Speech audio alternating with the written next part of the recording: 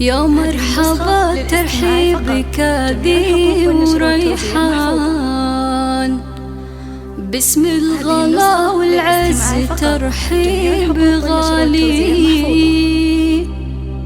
يا مرحبا والمحفل بنوركم زان، حي الضيوف الطيبين الخصالي.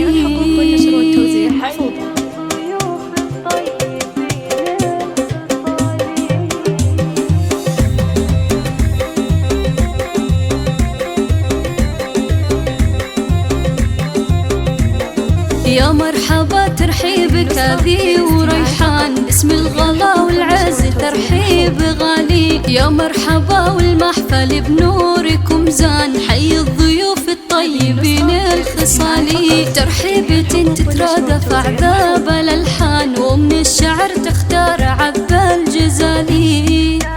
باسم أم فيصل مرحبا عاد الأمزان، في ليل فرحة تختها أغلى الغوالي. ترحيب أم فيصل لها الجود عنوان، يا مرحبا بدار الكرم والمعالي.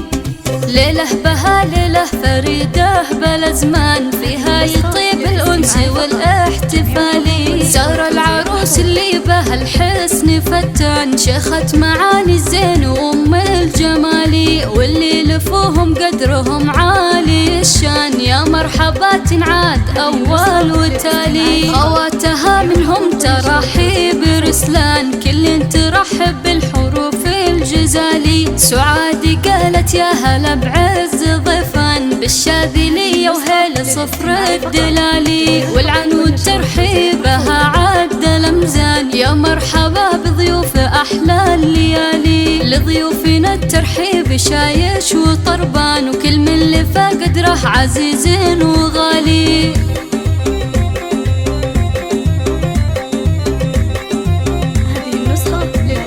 يا مرحبا ترحيبك ذي وريحان، باسم الغلا والعز ترحيب غالي. يا مرحبا والمحفل بنوركم زان، حي الضيوف الطيبين الخصالي. ترحيبة تترادف أعذاب الألحان، ومن الشعر تختار عذب الجزالي.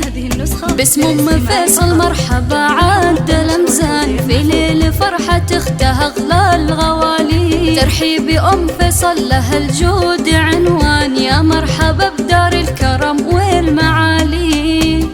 ليلة بها ليلة فريدة بالأزمان، فيها يطيب الأنس والاحتفالي. زار العروس اللي بها الحسن فتان، شيخة معاني الزين وأم الجمالي. واللي لفوهم قدرهم عالي الشان، يا مرحبا تنعاد أول وتالي. خواتها منهم ترحيب رسلان، كل ترحب بالحروف الجزالي. سعاد قالت يا هلا بعز ضيفان، بالشاذلية وهيل صفر الدلالي. والعنود ترحيبها عد الأمزان، يا مرحبا بضيوف أحلى الليالي. لضيوفنا الترحيب شايش وطربان، وكل من لفا قدره عزيز وغالي.